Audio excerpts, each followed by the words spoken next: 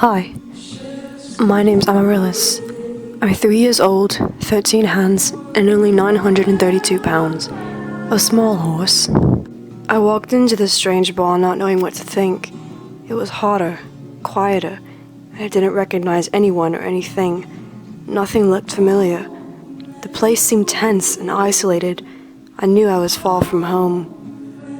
The stall I was put in was dark, dirty, and small even for me. There were no other horses or people around. Even the girl who put me here had disappeared. The sun was setting and my eyelids grew heavy. Before I drifted to sleep, I hoped that tomorrow would bring a better day and that I would figure out where I was at.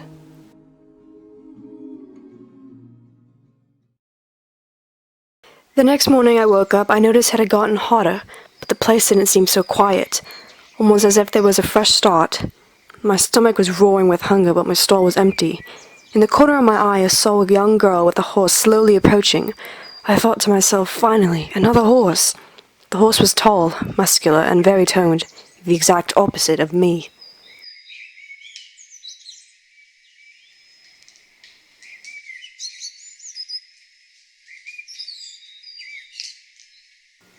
Hello.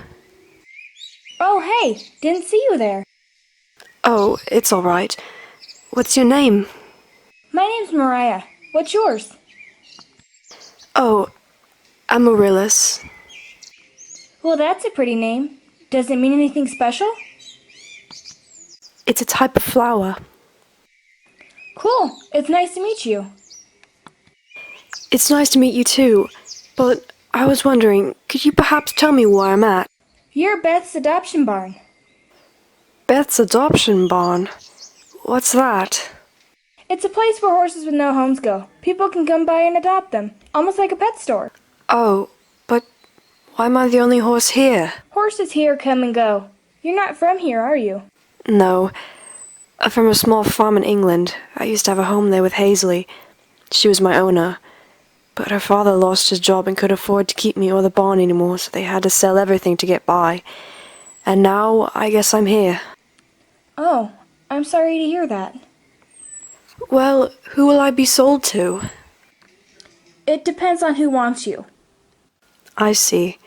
So, tell me, who is Beth? Oh, she's the owner of this place. I don't think I've seen her yet. How do you know so much about this? Me and Sarah come here a lot. She's the girl I came with. While we're out on trail rides, she likes to stop by every so often. Sarah's good friends with Beth. Oh.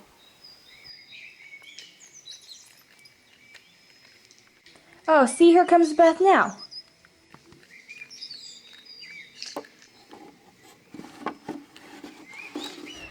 Breakfast.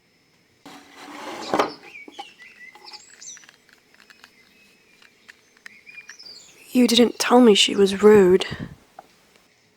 Yeah, she's pretty mean to the horses. She'll barely feed you anything, and sometimes she even punishes the horses for no reason. What?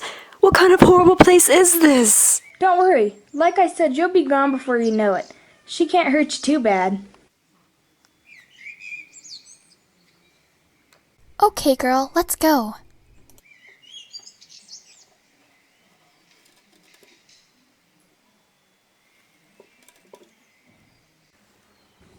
Nice meeting you. What a horrible place! As the days went on, Mariah was right. Horses came and went, but I was still here. It had been weeks and I still wasn't sold. I started to get worried. Mariah was also right about the feeding. I ate only a bundle of carrots the whole day, every day. I began losing weight. I was already skinny as it is. What Mariah said about the punishments was right too. Some days Beth would come in and beat me for no reason. Sometimes she would cut me with a knife or hit me. I would have cuts and bruises all over my body. I haven't seen Mariah or Sarah since. I missed Mariah. At least I would have some horse to talk to. But even if she did come back, I don't even think she would recognize me. The only part of the day I enjoyed was when I went to sleep. And sometimes I wished that I wouldn't wake up.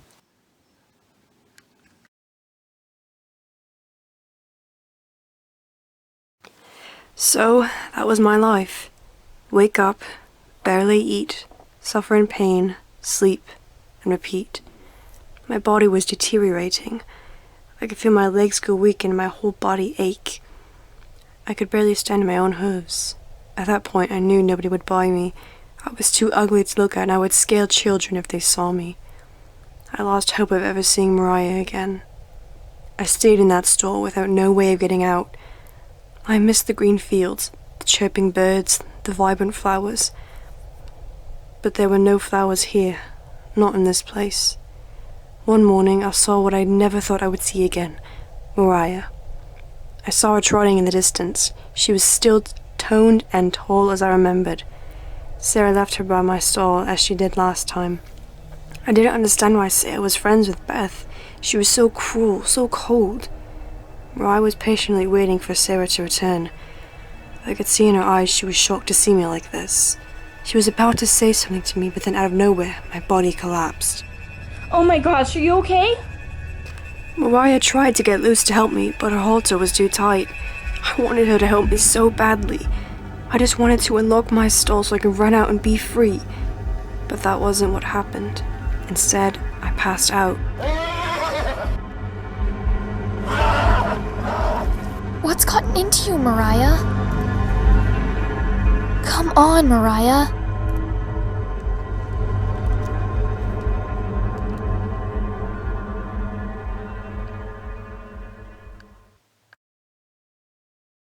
The sun was barely rising as I finally woke up to the same old stall. At that point, I wanted to die. I wanted the pain to be over. I also wanted to cry, but my body was too weak to make any tears. It's time I get rid of this flea bag.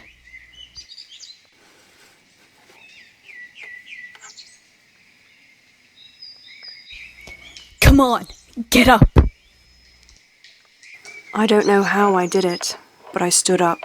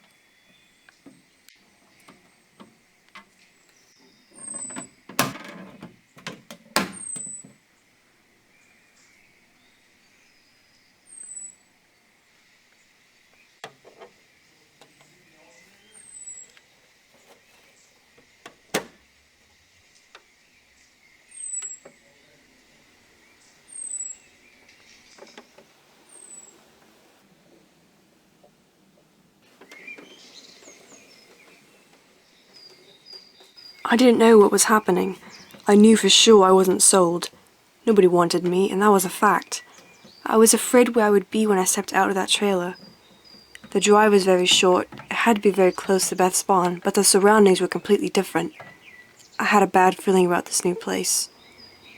We came upon this huge building. Before I went inside, I was blindfolded by a woman I had never seen before. Now not being able to see, I had to rely on my senses. I heard my hooves clapping on the concrete floor. The smell was horrible. It smelled like blood and rotting meat. It made me nauseous.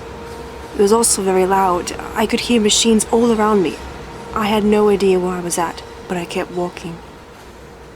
I then came into a room. I heard a metal door slam behind me.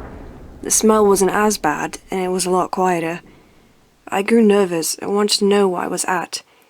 I almost thought I was going to collapse again because my legs were shaking and they were too weak to support me. I heard footsteps next to me, then they traveled in front of me. I could sense someone standing in front of me. The silence was deafening. I wished for a sound. Any sound at all. Be careful what you wish for. The last thing I heard was something I never wanted to hear in my life. But just like that, my suffering was all over.